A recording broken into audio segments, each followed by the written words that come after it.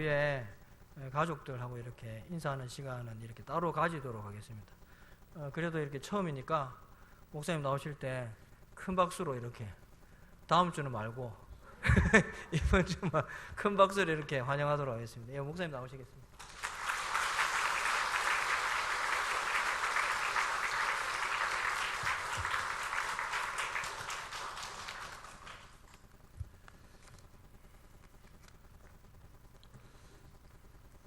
하나님 말씀 함께 보겠습니다. 누가복음 24장 13절에서 35절까지 말씀 함께 보겠습니다.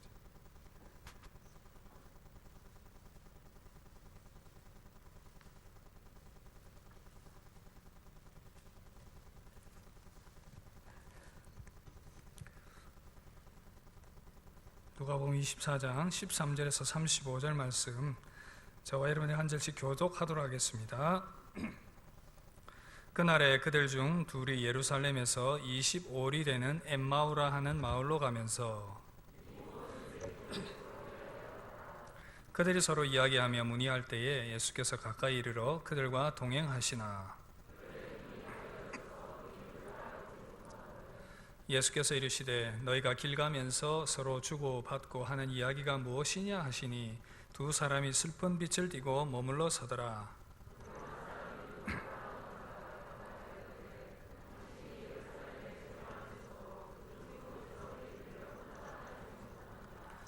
이르시되 무슨 일이냐? 이르되 나사렛 예수의 일이니 그는 하나님과 모든 백성 앞에서 말과 일에 능하신 선지자이거늘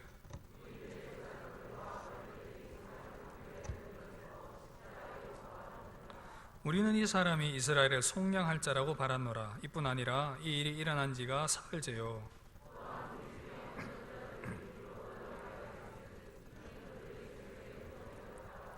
그의 시체는 보지 못하고 와서 그가 살아나셨다 하는 천사들의 나타남을 보았다 함이라.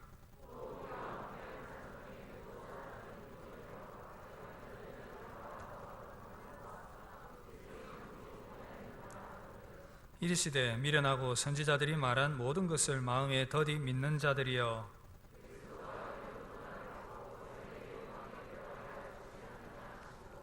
이에 모세와 모든 선지자의 글로 시작하여 모든 성경에 쓴 바 자기에 관한 것을 자세히 설명하시니라.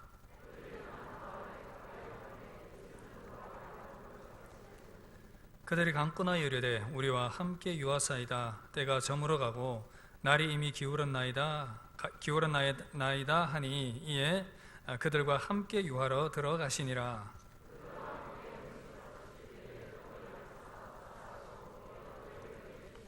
그들의 눈이 밝아져 그인 줄 알아보더니 예수는 그들에게 보이지 아니하시는지라.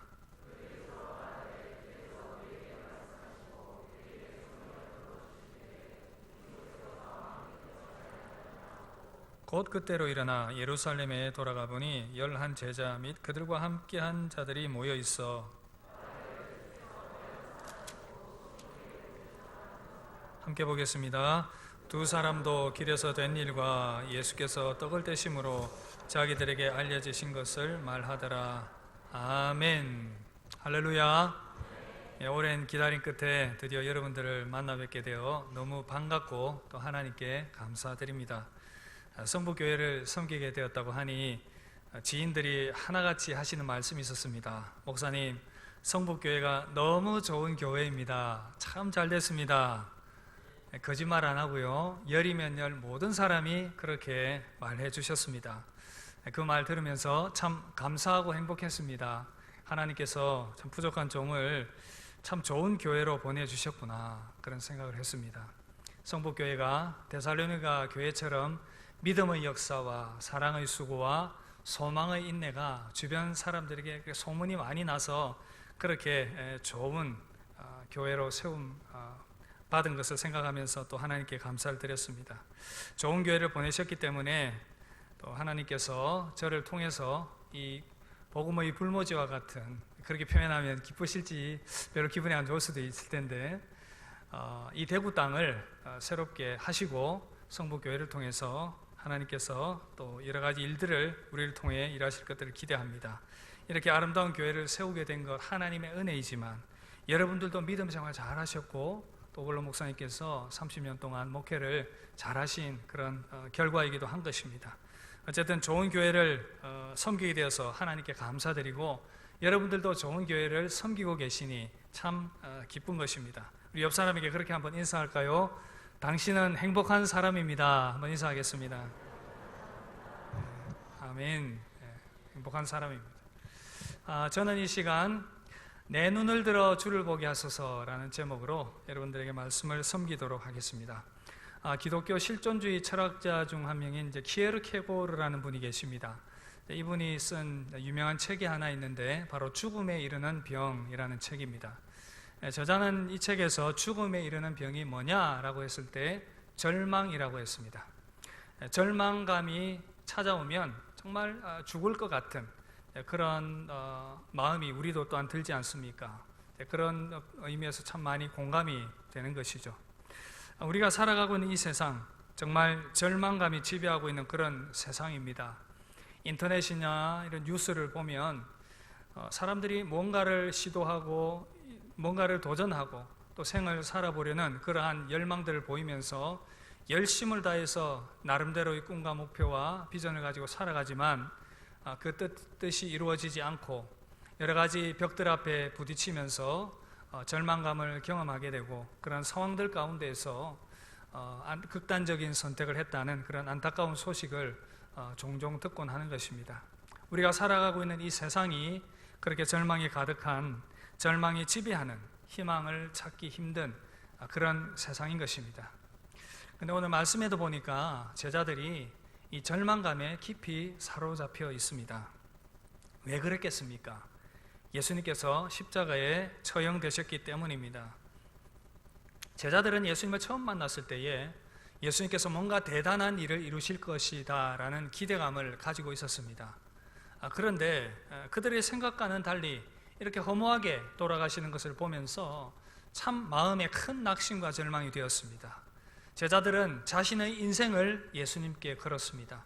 베드로는 배와 그물 다 버려두고 생업의 수단을 다 내던지고 예수님을 따랐습니다. 세리마태도 세관 공무원이라는 직업을 내던지고 또 주님을 따랐습니다. 모두가 다 그렇게 예수님의 제자들이 예수님을 향해 인생을 다 걸었는데 허무하게도 예수님께서 십자가에서 처형당하신 것입니다.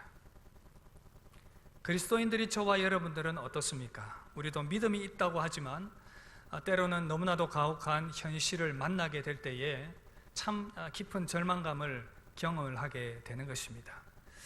그럴 때는 왜 그렇게 우리에게 또 믿음이 있다고 하지만 그 믿음이 제대로 발동이 안 되는지 모르겠습니다.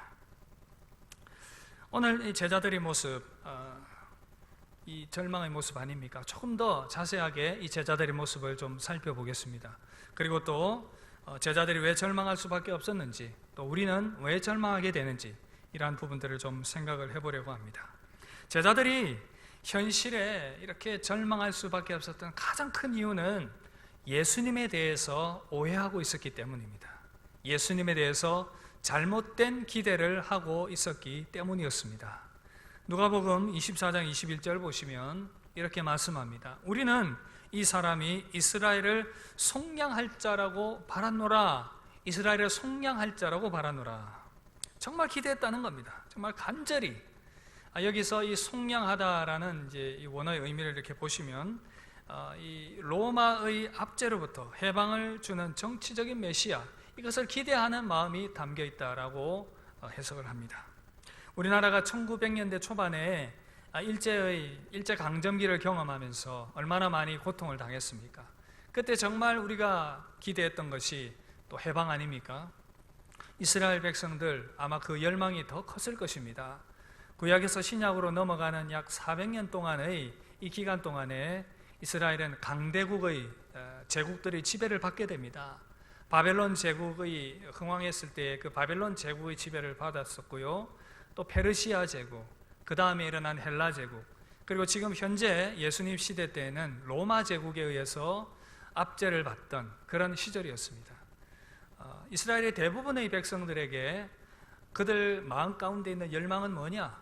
바로 그 로마의 압제로부터 해방시켜줄 메시아를 기대하고 바라는 것이었습니다. 그것을 기대하면서 예수님을 따라다녔는데 갑자기 예수님께서 십자가에서 처형되어서 그렇게 허무하게 돌아가시는 겁니다. 이 땅 가운데서 메시아 왕국을 이루고 우리를 해방시켜주고 이 땅을 새롭게 할 그 메시아를 기다렸는데 허무하게도 십자가에 못 박혀 돌아가시는 예수님을 보면서 모든 것들이 다 무너져 버린 것 같은 그런 느낌을 가졌던 것입니다. 우리나라 기독교 인구가 약 1,000만에 육박한다고 합니다. 코로나 이전의 통계인데 코로나 때문에 조금 위축되긴 했겠지만 그래도 여전히 많은 그리스도인들을 이 땅 가운데 세워주신 하나님께 감사를 드립니다. 그런데 이 시점에서 우리의 모습들, 그리스도인들의 모습을 한번 돌아보게 됩니다. 과연 이 시대의 그리스도인들은 예수님을 어떻게 믿고 따르고 있습니까? 메시아 왕국을 기대하면서 자기의 방식대로 예수님을 따랐던 제자들과 같은 모습은 없습니까? 이것은 우리에게도 적용이 되겠지요. 과연 저와 여러분들은 예수님을 어떻게 생각하며 믿고 따르고 계십니까? 혹시 나 자신만의 신앙생활 방식을 가지고 그렇게 주님을 따르고 있지는 않습니까? 자기만의 신앙생활 방식 여러 가지 있을 수가 있습니다. 어떤 분들은 신앙을 하나의 교양으로 생각하는 분들도 있겠지요. 교회 그냥 살아가는 것보다 종교를 하나 가지는 것이 좋겠다. 교회를 다니면 나름대로 좀 고상한 그런 모습이 있지 않을까.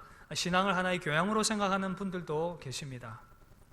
또 어떤 분들은 교회에 나오지만 그 의도와 동기가 자기를 섬기고자 하는, 하나님을 섬겨야 되는데 자기의 유익과 자기의 인정욕 이런 것들을 생각을 하며 신앙생활을 하는 그런 경우도 있을 수가 있겠지요. 또 어떤 사람들은 교제와 만남이 좋아서 교회를 나오신 분들도 계십니다. 물론 신앙을 시작하는 시점에서는 정말 좋습니다. 그러나 이러한 목적이 최종적이라면 그것은 잘못된 방향이다, 그렇게 볼 수가 있습니다. 그리고 또 우리의 이 신앙생활의 모습들 중에 특별히 또 이 땅의 필요를 내가 채움받아야 되겠다라는 생각과 목적이 강한 분들도 계십니다. 예수님을 믿고 따르면 정말 이 땅에서의 그런 필요들을 내가 채움받고 잘 살 수 있지 않을까? 나쁘진 않습니다. 그러나 이 신앙에는 예수님의 십자가가 없습니다. 희생이 없습니다. 고난이 없습니다. 요한복음 6장에 보면 이런 말씀이 나옵니다. 예수님께서 오병이어의 기적을 베푸셨습니다. 많은 사람들이 그 기적을 보고 깜짝 놀랐습니다. 그리고 많은 사람들이 따라다녔지요. 예수님을 따르면 이제 먹을 것 걱정 안 해도 되겠네, 먹고 사는 문제 걱정하지 않아도 되겠네, 많은 사람들이 따라다녔습니다. 그런데 이튿날이 되니까 예수님이 없어져 버린 겁니다. 배를 타고 건너편으로 가셨습니다. 그곳까지 열심히 배를 타고 쫓아갔습니다. 그리고 예수님을 만나서 이야기합니다. 아이고 예수님, 어디 가셨더랬습니까? 얼마나 우리가 예수님을 찾았는지 압니까? 그런데 예수님은 성경에 보면 그렇게 말씀하고 있습니다. 무리들을 아시고 말씀하십니다. 너희들이 나를 따르는 것은 떡을 먹고 배를 부르는 까닭이야. 너희들이 나를 따르는 것은 떡을 먹고 배부른 까닭이다. 그렇게 말씀하셨습니다. 사랑하는 성도 여러분, 예수님은 저와 여러분들에게 떡을, 빵을 공급하시는 분이십니다. 믿으십니까? 이 빵과 떡은 무엇이겠습니까? 이 땅에서의 삶의 필요들입니다. 우리가 이 땅에서 필요한 직장이겠고요, 사업이겠고요, 성공이겠고요, 또 자녀들이겠고요, 건강이고요, 우리의 가정이고요, 이 땅에 필요한 모든 것들, 그런 것들이 빵으로 비유가 될 수 있겠지요. 그래서 우리 주님 뭐라고 말씀하셨습니까? 그것들이 필요하기 때문에 기도해라. 주기도문에도 나오고 있지 않습니까? 오늘 우리에게 일용할 양식을 주시옵고, 일용할 양식을 주시옵고, 우리에게 필요한 것들을 얼마든지 구하라, 그렇게 말씀하십니다. 요즘같이 코로나 상황이 힘들고 여러 가지 많은 어려움들이 있는 시대적 상황 가운데에서 우리가 주님께 열심히 구해야 되지 않겠습니까? 여러분, 직장을 위해서 구하십시오. 사업을 위해서 구하십시오. 앞으로의 미래를 위해서 열심히 기도하시고, 건강을 위해서 기도하시고, 여러분들의 필요를 위해서 열심히 구하십시오. 그래서 주님께서 그 모든 필요를 다 채움받게 해주시기를 정말 주님의 이름으로 축복드립니다. 그러나 여러분, 그것이 전부는 아닙니다. 우리가 그것을 기억을 해야 됩니다. 그게 다는 아닌 것입니다. 여러분들이 잘 아시는 것처럼 복음서에 보면 또 예수님께서 광야에서 마귀의 시험을 받으신 사건이 소개되고 있습니다. 40일 동안 아무것도 드시지 않고 금식하시며 마귀의 시험을 받으셨는데 이제 마귀가 짠 하고 나타났습니다. 예수님을 시험합니다. 네가 하나님의 아들이면 이 돌을 떡으로 만들어서 빵으로 만들어서 네가 먹어. 주님이 그때 뭐라고 말씀하십니까? 사람이 떡으로만 살 것이 아니요 하나님의 입으로 나오는 말씀으로 살 것이니라. 떡으로만 살 것 아니요 떡으로도 살아간다 그거지요. 우리 육신의 삶을 떡으로 살아갑니다. 이 땅의 필요를 채움받으면서 살아갑니다. 그러나 그것이 다가 아니라는 것을 우리 주님이 말씀해 주신 것입니다. 분명 그리스도인들에게는 빵과 떡보다 더 중요한 것이 있습니다. 코로나 때문에 힘든 직장과 사업과 일자리와 생업의 터전도 너무 중요하지만 더 중요한 것이 있다는 것입니다. 그것이 무엇일까요? 바로 하나님의 말씀입니다. 천국입니다. 십자가입니다. 복음입니다. 마태복음 13장에 보면 예수님께서 씨 뿌리는 천국의 비유를 하셨습니다. 천국의 비유 중에 이런 비유를 하셨습니다. 어느 날 어떤 사람이 우연히 감추어진 이 보화를 발견을 했습니다. 그런데 안타깝게도 이 보화가 다른 사람의 밭에 묻혀 있는 겁니다. 이것을 발견했습니다. 이 사람이 너무 마음이 졸입니다. 보화를 발견했기 때문에 저것을 빨리 내가 가져야 되겠는데, 저것을 취해야 되겠는데, 그러다가 국리를 냅니다. 내가 가지고 있는 모든 재산을 다 팔아서 저 밭을 사야 되겠다. 그리고는 자기가 있는 거 진짜 다 팔았습니다. 그리고 그 밭을 샀습니다. 왜 그랬을까요? 그 밭에 보화가 감추어져 있기 때문이었습니다. 우리 예수님께서 이 비유를 말씀하시며 뭐라고 말씀하십니까? 이 보화가 무엇이라고요? 바로 천국입니다. 하나님의 나라입니다. 천국을 발견한 자는 그 어떤 것을 다 팔아서라도 희생을 해서라도 그것을 산다는 것이죠. 천국이 눈에 보이지 않지만 세상 그 어떤 것들보다 소중하기 때문에 모든 것을 희생했어라도 천국을 얻으라고 말씀하신 겁니다. 인생에서 가장 중요한 가치가 무엇일까요? 바로 영적인 가치입니다.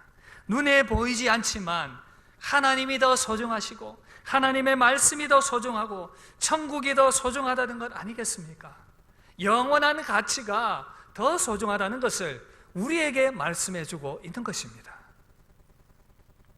그런데 만약 이 우선순위를 바꾸어서 이 땅의 것이 더 소중하다라고 생각하며 믿음 생활하면서도 뒤바뀌어진 그런 우선순위를 가지고 살아가다 보면 내 뜻대로 되지 않고 내 소원대로 뭔가 되지 않을 때 우리는 어떻게 될까요?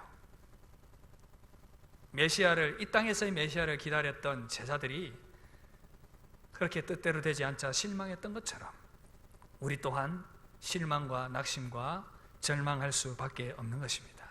예수님에 대한 잘못된 기대가 우리로 하여금 절망으로 나아가게 만들 수 있다는 것입니다. 이처럼 예수님에 대한 잘못된 기대가 제자들을 절망감에 사로잡히게 만들었는데요. 그런데 절망감은 여기서 끝이 아니라 더 나아가서 우리의 영적인 눈도 어둡게 만든다는 사실입니다. 누가복음 24장 16절 보시면 그들의 눈이 가리어져서 그인 줄 알아보지 못하거늘, 영적인 눈이 어두워졌다는 것은 곧 영적으로 굉장히 침체되어 버렸다는 그런 것을 말씀하고 있습니다. 영적 소경이 되었다라는 것이죠. 마태복음에 예수님의 별명을 임마누엘로 소개합니다. 임마누엘. 여러분, 임마누엘이 어떤 의미인지 잘 아시죠? 하나님이 우리와 함께 계신다라는 겁니다. 예수님은 이 땅 가운데 임마누엘 하시기 위해서 우리와 항상 함께 하시기 위하여 우리 가운데 오신 주님이신 줄 믿습니다. 지금도 성령님을 통해서 저와 여러분들의 삶 가운데 너무나도 세밀하게 함께하고 계신 주님이신 줄 믿습니다. 그런데 우리의 영적인 눈이 어두워지면 함께 하시는 그 주님을, 우리와 항상 함께 하시는 그 주님을 믿음의 눈으로 바라볼 수 없게 되는 것입니다. 그래서 제자들처럼 부활의 예수님께서 그들 가까이 동행하고 계신데도 그들의 영적인 눈이 어두워져서 얼굴에 슬픈 빛을 띠고 그렇게 터벅터벅 인생의 길을 걸어가고 있는 것입니다. 사랑하는 성도 여러분, 힘든 시기 지나고 있습니까? 우리의 영적인 눈은 어떻습니까? 절망감이 혹시 우리의 영적인 눈을 가리고 있지는 않습니까? 영적인 눈을 뜨는 것은 너무나도 중요합니다. 그래서 에베소서 1장에 보면 사도 바울이 에베소 교인들을 향해서 이렇게 기도합니다. 너의 마음의 눈을 밝히사, 너의 마음의 눈을 밝히사, 그 영적인 기이한 것들을 보게 해달라고 바울은 그렇게 기도하고 있습니다.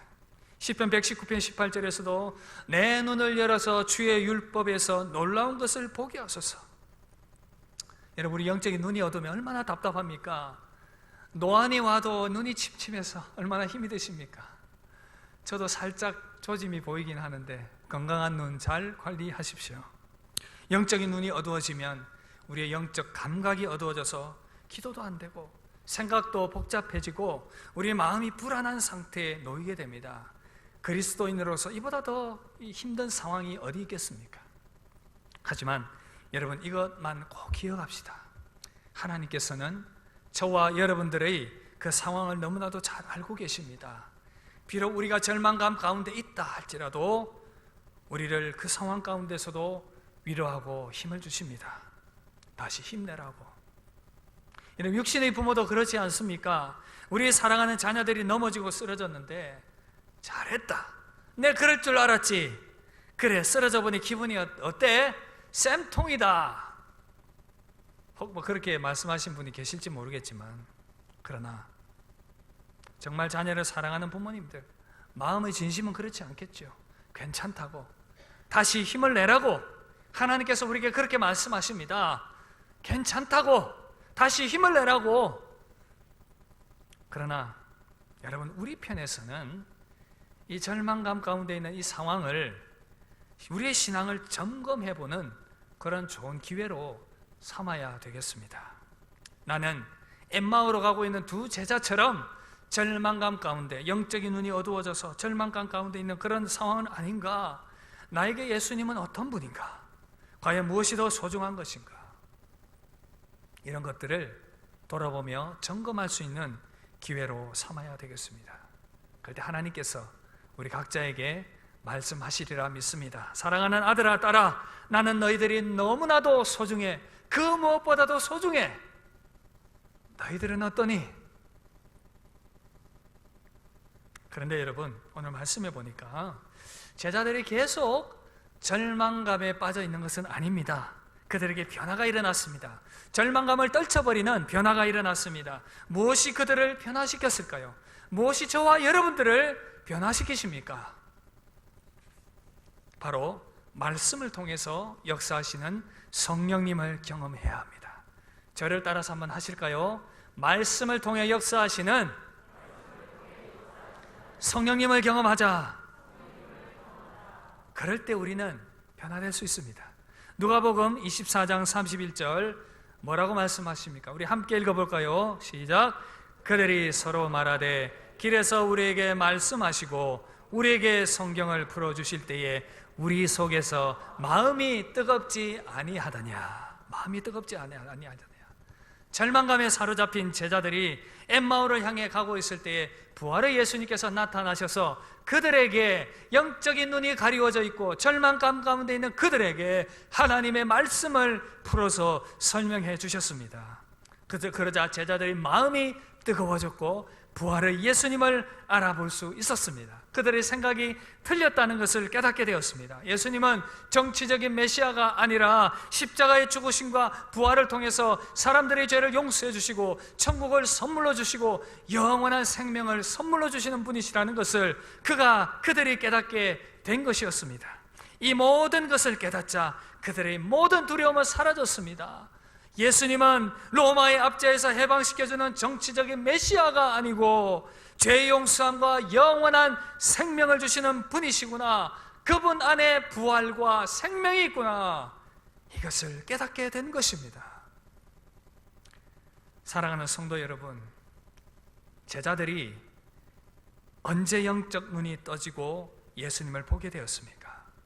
바로 예수님께서 그들을 향해 말씀을 풀어주실 때 일어난 일인 줄 믿습니다. 말씀이 풀어서 들려지게 될 때에 놀라운 역사가 일어나게 될 줄로 믿습니다. 우리에게도 또한 적용이 되는 것입니다. 영적인 눈이 열리게 되는 방법이 무엇입니까? 바로 하나님의 말씀입니다. 하나님의 말씀이 제자들에게 일어난 뜨거움이, 그 뜨거움이 우리 가운데에서도, 우리 내면 가운데도 일어나게 될 줄로 믿습니다. 하나님의 말씀이 선포되는 그곳 가운데 영적인 뜨거움이 있습니다. 변화의 역사가 일어나게 됩니다. 성령께서 일하고 계시기 때문입니다. 영적인 뜨거움을 통해서 하나님의 살아계심과 하늘의 가치에 대한 확신과 은혜가 깨달아지고 느껴지게 되는 것입니다. 제가 말씀을 준비하다가 이전에 저에게 일어났던 한 사건이 생각이 났습니다. 오래전 제가 청년 시절에 고향 모교회에 중고생 수련회 교사로 간 적이 있었습니다. 아이들보다 제가 더 은혜를 많이 받았던 그런 기억이 있는데, 강사로 초청되어 오신 그 목사님의 설교가 열정적으로 선포되던 둘째 날이었습니다. 그날 특별하게 그런 이 은혜가 임한다라는 그런 느낌을 받았었는데, 말씀을 듣는 중에 이상한 이 반응들이 일어나기 시작했습니다. 갑자기 이 가슴이 뜨거워지면서 뭔가 외부적인 열기가 나에게 이렇게 나를 감싸는, 저를 감싸는 것을 느끼면서 말할 수 없는 감격과 그런 이 눈물들이 샘솟듯 터지는 것을 경험했습니다. 저는 너무 당황스러웠습니다. 머릿속으로는 내가 왜 이럴까 그러는데, 외부적으로 내 안에서 이렇게 일어나는 뜨거움의 역사가 막 저에게 임하니까 감당할 수가 없는 것입니다. 머릿속으로는 왜 이럴까 그러는데, 저를 감싸는 그 은혜의 체험, 성령의 역사하심을 경험하면서 아주 그런 특별한 그런 은혜의 자리에 나아갔던 그런 기억이 있습니다. 그때 저의 죄인됨이 더 깊이 깨달아졌고요, 그 당시만 해도 믿지 않았던 부모님들의 영혼이 너무나도 불쌍하게 느껴졌던 것입니다. 긴 이야기가 되겠지만 그 이후로 또 부모님께서 예수님을 믿으시는 가정이 복음화되는 그런 은혜가 있었는데, 어쨌든 그 시간들을 통해서 하나님께서 저에게 말씀하시고 성령께서 역사하시는 특별한 은혜를 깨닫고 난 이후에는, 경험하고 난 이후에는 제 신앙이 한 단계 더 변화되는 그러한 것들을 경험했던 그런 추억이 있습니다. 또 한 사건이 또 생각이 나는데, 저희 그 목회적 소명을 확인하던 그 시점이었습니다. 하나님께서 과연 저를 목사로 부르셨는가, 여러 가지 그런 이 증거들과 주변에서 얘기들은 있었지만 그 소명을 확인하고 싶은 그런 마음에서 기도원을 찾아갔던 적이 있습니다. 열심히 혼자 기도하고 또 기도원 집회에 참석을 해서 말씀을 듣는 어느 날이었는데, 강사로 오신 목사님께서 갑자기 이런 말씀을 하시는 겁니다. 오늘 여러분들께 말씀을 전하려고 준비한 말씀이 있는데, 오늘 아침에 갑자기 성령께서 다른 말씀을 전하라고 하시는 것 같아서 말씀의 주제를 바꾸게 되었습니다. 이 말씀을 꼭 들어야 하는 분이 계시다라는 그런 마음을 주셨습니다. 그래서 준비된 말씀 말고 다른 말씀으로 여러분들을 섬기겠습니다 라고 말씀을 하시면서 이 설교를 이어나가시는데, 다름 아닌 목회적 소명에 관한 말씀을 막 하시는 겁니다. 하나님께서 이 시대에도 하나님의 사람을 목회자로 부르십니다. 목사로 부른 자를 하나님께서 책임지십니다. 이런 요지의 말씀이었습니다. 저는 그 말씀을 들으면서 머리에 이렇게 망치로 한 대를 확 얻어맞은 것 같은 그런 충격이 있었습니다. 얼어버렸습니다. 주위를 둘러보았습니다. 제법 많은 사람들이 있었는데 누구를 향해 하시는 말씀일까?